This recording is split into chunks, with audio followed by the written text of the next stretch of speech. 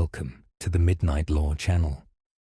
Tonight's video is a collection of chilling short stories inspired by the legend of the Wendigo. These tales draw from folklore, documented encounters, regional myths, and the whispered accounts told for generations across the northern forests of North America. Each story explores a different side of the Wendigo myth, its presence in the wilderness, the fear it stirs in isolated communities, and the strange events that continue to surface even in modern times. This video is designed for listening, not watching. You won't need to keep your eyes on the screen, and there are no visual cues to follow. Simply relax, close your eyes if you wish, and let the stories unfold in your imagination. Whether you're settling in for sleep, seeking an atmospheric background while you work, or immersing yourself in late-night folklore, these stories are crafted to guide you deep into the quiet, unnerving world where the Wendigo is said to roam. Let the snow fall, let the forest grow silent, and let the tales begin. Story 1. Tracks in the White. There are places in the northern woods where winter seems to breathe differently. The wind moves like a living thing, and the trees hold their silence as if guarding a secret. People who grow up there learn to listen in a special way. They learn that the land speaks, even when it appears still. Elias Thorne was a tracker who understood the language of the forest better than most. He could read trails the way others read books. He knew the stories of winter, of hunger, of the dangers that come when the cold deepens before the snow has properly fallen. One morning, while following the frozen river, he discovered tracks he had never seen before. They were large, spaced far apart, and pressed deep into the brittle crust. Between each set of prints was a long drag mark, like something heavy being pulled. Elias's first thought was that some injured animal had stumbled through, but the stride was too long, too deliberate, too strange. Curiosity drew him onward. The further he followed the tracks, the quieter the forest became, until it felt as if even the wind was holding its breath. In a clearing lit by thin winter sunlight, he finally saw the creature. It stood half in shadow, tall enough that the low branches bent around it. Its limbs were thin and stretched, as though hunger had carved away everything but bone and sinew. Its ribs jutted out sharply, and its skin was pale like frost. The smell in the air was cold and dry, sharper than ice. Elias did not raise his rifle. Something about the creature unsettled him too deeply. It moved in a slow, uneasy way, as if unsure of how its own body worked. When its head turned, he saw sunken eyes buried deep in a gaunt face, glowing faintly like stones reflecting moonlight. He called out, though he didn't know why. The creature didn't answer. It simply watched him, its body swaying slightly, as if trying to decide whether he was prey or something unworthy of notice. Elias remembered lessons told to him when he was young. Do not take more than the land gives, and show respect in places where the world grows thin. He knelt, placing a hand on the frozen ground. It was not a gesture of surrender, but of humility.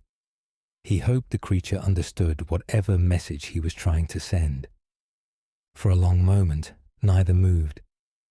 Then the creature slowly backed away into the trees, leaving only the sound of cracking ice behind it. Elias stayed kneeling until he could no longer hear it. He walked home as the sun set, shaken but alive. He told no one what he had seen until years later, when the winters grew harsh again and strange tracks began appearing near the trap lines. Some dismissed his story as the ravings of a tired old hunter. Others believed he had encountered something ancient, something tied to hunger and the deep cold. To this day, when the river freezes early and the game grows scarce. The elders repeat Elias Thorne's story. They say it is a reminder that hunger has many shapes, and that some of them still walk the forests when the world grows quiet and thin. Story 2. The Marker on the Hollow Road. Hollow Road earned its name because at night the trees bowed inward and the wind echoed strangely between them. The families who lived there had long memories, and many of the houses held stories carved into door frames and window sills. People believed the land listened to them, and they tried to listen back. One autumn a stranger arrived, calling himself Marchand. He spoke little, kept mostly to himself, and rented an attic room above the general store. Children whispered about him, as children often do, and dogs barked whenever he passed. No one accused him of anything, but something about him did not sit comfortably with the townsfolk. Strange things began happening soon after his arrival. Chickens disappeared from pens. Sheds were found with doors hanging open, though no one remembered leaving them unlocked. At first, people blamed foxes or mischief, but the unease grew. Then the children found the first marker. It was a tall stake driven into the ground at the edge of the woods, with a dark scrap of cloth tied to its top. Around it, the snow had been disturbed by footprints that were not quite human, long, deep, and dragging. More markers appeared over the next few nights, each one placed near a well, a bridge, or a boundary where the forest met the town. The men formed a night patrol. Marchand volunteered to join them. Some thought it suspicious, others appreciated the help.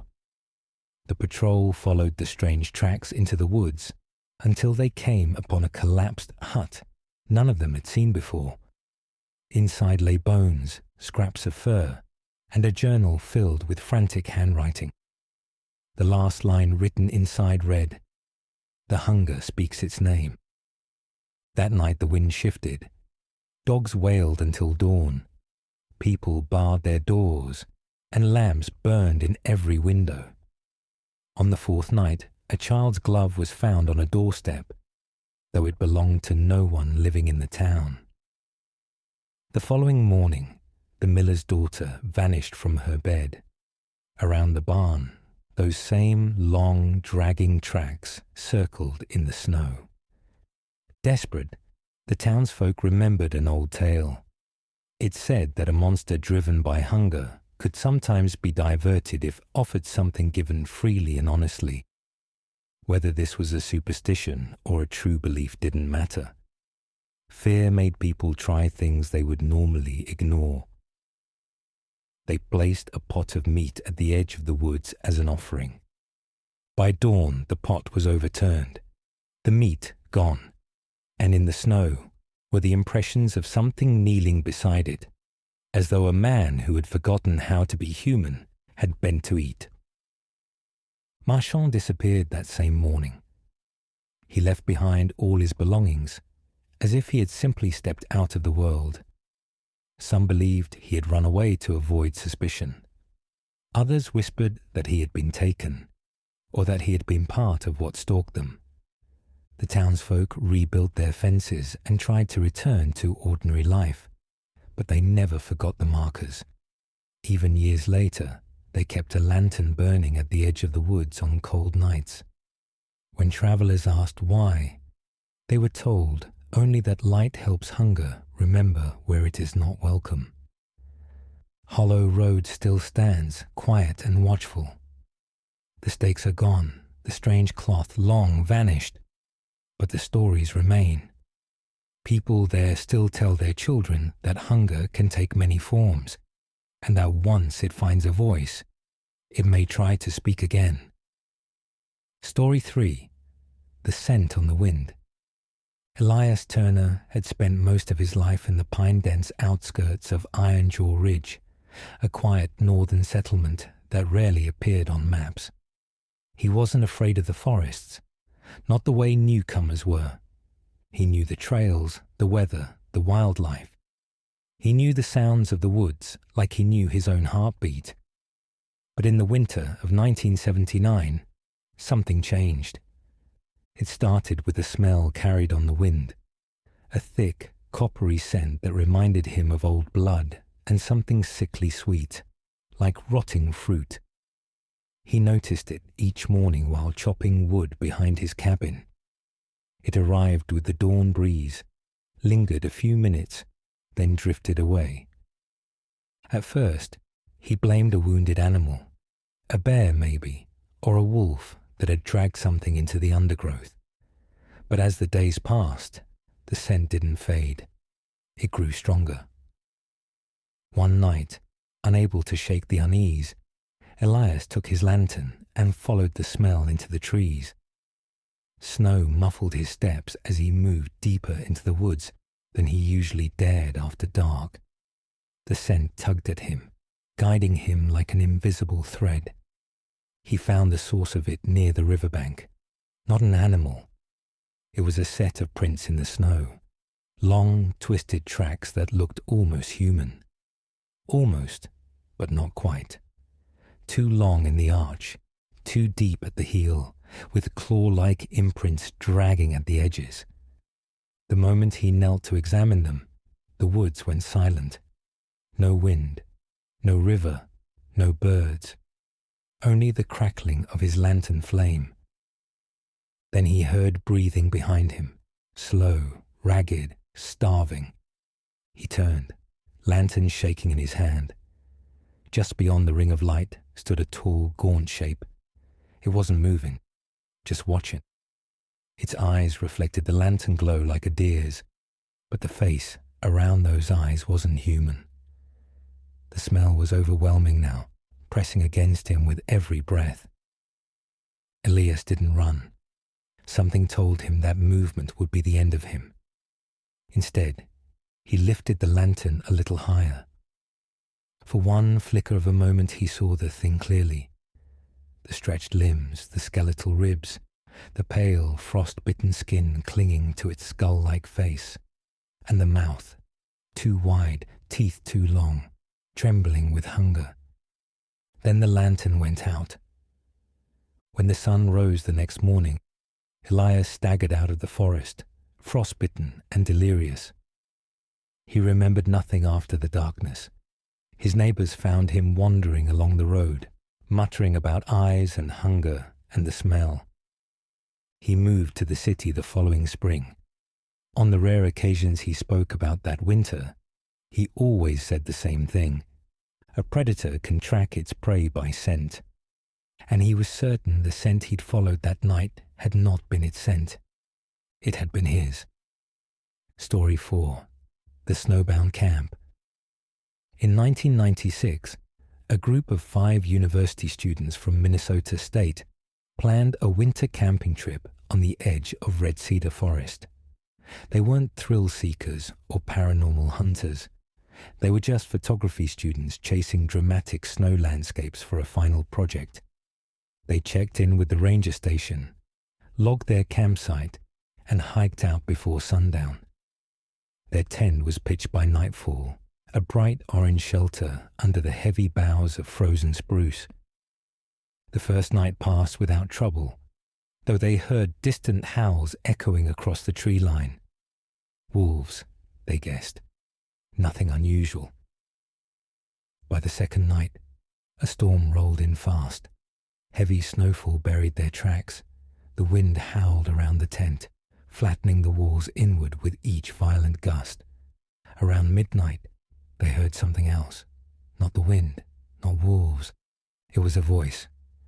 A thin, strained voice calling from the edge of the storm.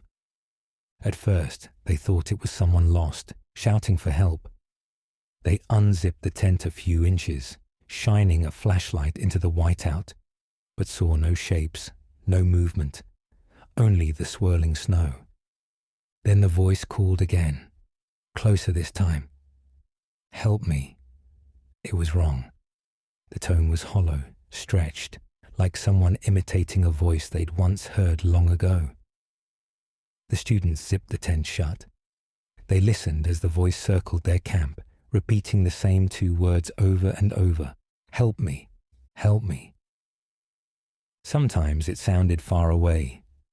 Sometimes it whispered right behind the fabric of the tent. The storm lasted until morning, when they finally crawled outside, shaken and exhausted.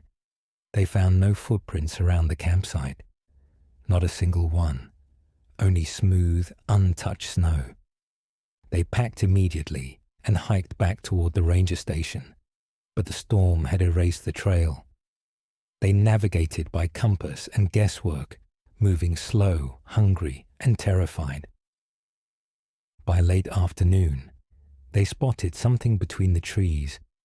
A man, thin, impossibly tall, wearing tattered winter clothes hanging off him like sacks. Relief washed over them. They shouted. The figure turned toward them. Its face was wrong. The skin was stretched over the skull as if pulled too tight. The mouth hung half open, as though the muscles no longer knew how to close it. Frost clung to its limbs, but it moved with unnatural speed, stepping toward them with long, lurching strides. One of the students screamed. They ran. Hours later, they stumbled into the ranger station with frostbitten fingers and incoherent rambling about a starving man in the woods. Rangers organized a search the next morning. They found the abandoned campsite easily, but they also found something else. Long tracks in the snow, tracks that circled the tent again and again, tracks that stopped only once, just a few inches from the tent wall, right where the students said the whisper had come from. No person leaves tracks like that, and no one has ever explained why the voice they heard sounded like a human calling for help, or why it stopped using human words once it got close enough. Story 5. The Drifter on Route 41.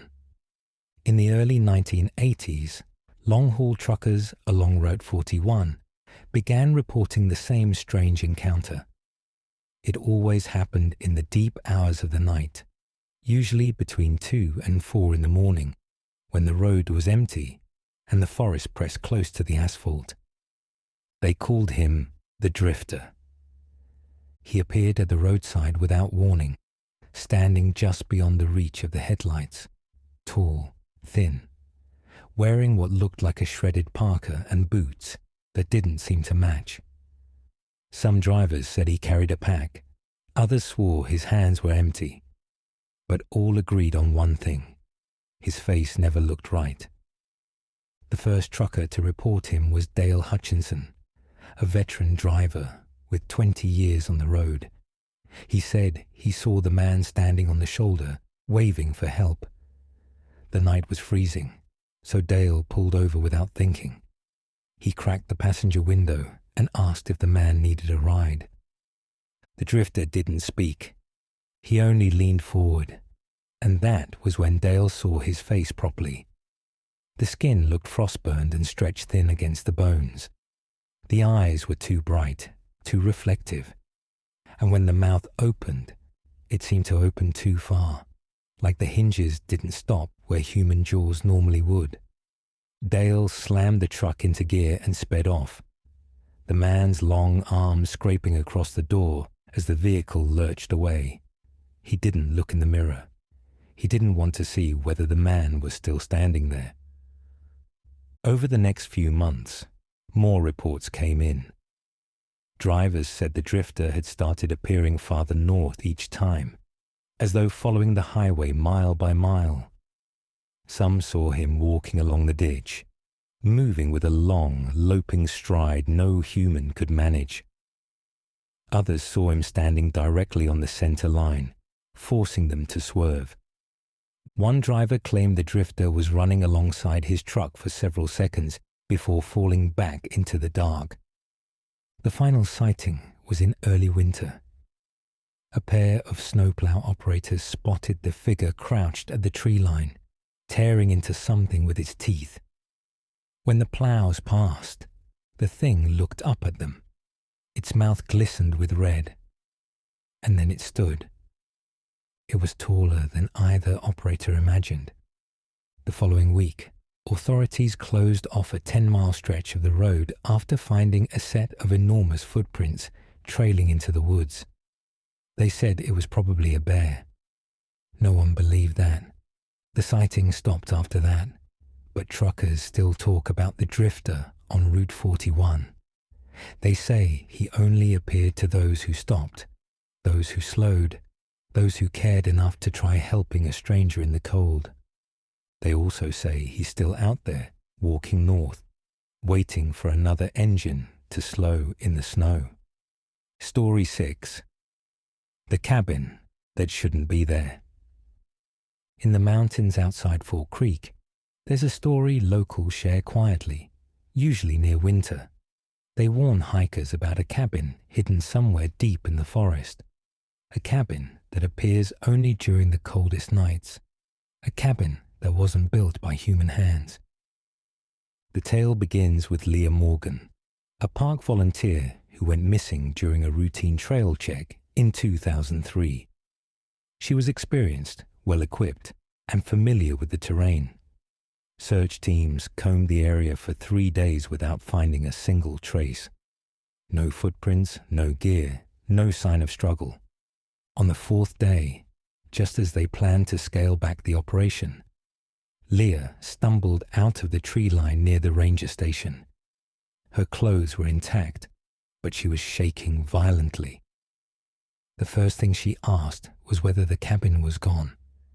When they questioned her, she described getting caught in a sudden cold snap. Temperatures plummeted, and snow began falling fast. She'd lost the trail, disoriented by the storm, when she saw a light flicker between the trees, a lantern glow. She followed it. In a clearing, she found a small log cabin. No smoke came from the chimney, but the windows glowed faintly from inside. She knocked. No answer. Desperate for warmth, she went inside. The cabin was empty. No furniture, no hearth, no lantern. Just 4 walls, a roof, and wooden floorboards that felt strangely warm under her boots. She tried to leave within minutes, uneasy for reasons she couldn't explain. But when she opened the door, the world outside was wrong. The snow was falling upward. The trees looked stretched, as though pulled taller by invisible hands, and the clearing was perfectly silent. Then she heard footsteps on the roof. Slow, heavy, too heavy for any person. She pressed herself against the far wall as the steps moved toward the door. When the latch began to lift on its own, she panicked. She closed her eyes, and when she opened them again, she was lying in the snow near the trail, the storm gone as quickly as it had arrived. Leah refused to go back into the forest after that. She left town 2 months later. Search crews eventually checked the area she described. There was no cabin, no clearing, no disturbed trees, just unbroken wilderness. But rangers still receive occasional reports from winter hikers who swear they saw a light between the pines, a dim, warm glow in the middle of a snowstorm. If they follow it, they say the forest seems to twist around them, and the temperature drops sharply. None of them claim to have reached a cabin, but all of them describe the same sound drifting from somewhere above them. Something walking slowly across a roof that shouldn't be there. Story 7. The Frozen Cabin. In the dead of winter, a lone trapper named Elias set out into the remote forests of northern Manitoba. Snow stretched endlessly in every direction, the kind of cold that burned your lungs with every breath. The wind was a constant mournful howl, rattling tree branches and carrying with it whispers he couldn't quite make out. He had been tracking a pack of wolves, but after hours, he realized he was hopelessly lost. As night approached, Elias spotted a faint outline in the snow, a small, weathered cabin. Relief washed over him. It looked abandoned, with smoke stains on the chimney, but no flicker of fire. He pushed the door open and stepped inside, grateful for the temporary shelter. The cabin smelled of damp wood and mold. The floorboards creaked underfoot, and the walls were scratched and gouged, as if some animal had tried to claw its way inside, or perhaps something far worse. He set down his pack and tried to light a fire with the wet wood. The sparks flickered and died, leaving him shivering in the cold. Hours passed. The wind outside turned to a howl that sounded almost like voices speaking in a language he didn't recognize. Sleep began to drag at his eyes, but the silence inside the cabin was worse. Then he heard it, a faint, rasping growl. He froze. It came again, louder this time, closer, circling the cabin. Elias tried to convince himself it was a wolf, or perhaps a moose, but the sound of claws scraping across the wooden floor inside the cabin made his blood run cold. He reached for his rifle, fumbling as the metal slipped in his frozen hands. The scratching grew louder, coming from the corner where the shadows were deepest. Through the cracked window, moonlight revealed a horrifying sight. A figure, tall and impossibly thin, pressed against the wall. Its skin was pale, stretched tight over its bones. Eyes, hollow and glowing with an unnatural hunger, locked onto him. Its mouth opened in a silent scream, revealing sharp, jagged teeth. It didn't move like an animal. It moved like hunger itself. Elias backed away slowly, heart pounding, trying not to show fear. He realized the creature was studying him, waiting for him to make a mistake. Every instinct screamed at him to run, but the snow outside was deep, and the wind whipped against him like a living barrier. For hours, he watched as the figure circled the cabin. When he finally saw an opening in the snowdrifts outside, he bolted. He ran blindly through the forest, snow clawing at his legs, the creature's long, thin silhouette flicking in and out of the shadows behind him. The wind carried its whispers, and he could feel its gaze even when he dared not look back. By the time Elias reached the safety of the tree line near a logging road, he dared a glance behind him.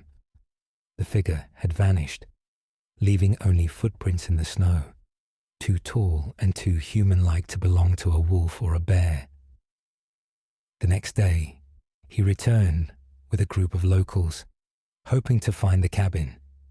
But the snow had shifted, the forest had reclaimed it, and there was no trace of the structure or the creature. Elias never returned to the forest that winter. The locals whispered that the Wendigo still haunted the spot, luring travelers with the promise of warmth and safety, only to trap them in the cold grip of its endless hunger.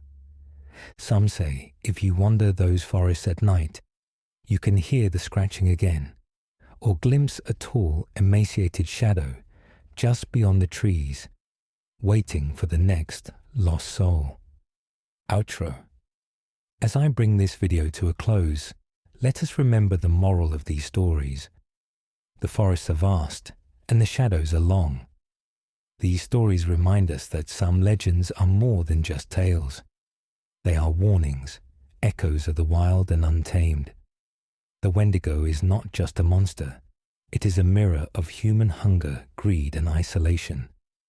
As you drift off tonight, remember the stories of the frozen woods, of whispers on the wind, and of creatures that may be watching from just beyond the trees.